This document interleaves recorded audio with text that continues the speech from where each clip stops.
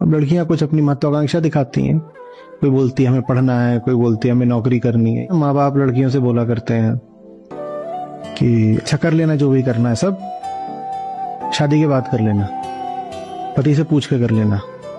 तो माने पति पहले आ जाए, पुरुष पहले आ जाए, उसके बाद ये सब चीजें अगर आनी हो तो आए। ये बात ही बड़ी अजीब है ना। शादी के बाद तो ये आपने अपने घरों में बहुत सुना होगा कि अगर तुम्हें कुछ करना है तो शादी के बाद करना, अगर नौकरी करनी है तो शादी के बाद करना, अगर घूमने जाना है तो शादी के बाद करना, अगर बाल कटवाने हैं तो शादी के बाद करना, अगर किसी पर्टिकुलर टाइप के कपड़े पहनने हैं, स्पेशली वेस्टर्न क्लोथ्स पहनने हैं तो शादी के बाद करना। ऐसा है कि जब आपकी शादी नहीं हुई होती है तो आप अपने घर में होते हो, यानी अपने माता पिता के घर में होते हो, अपने पेरेंट्स के घर में होते हो।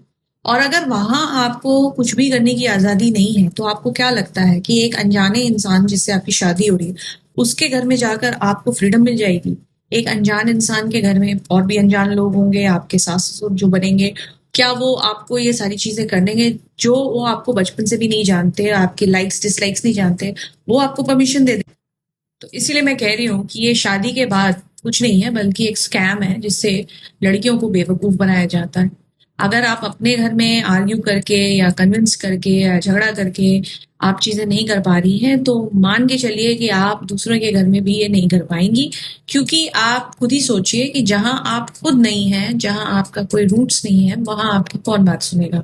और आपके लिए 100 गुना ज्यादा मुश्किल होगा स्ट्रेंजर्स को कन्विंस करना।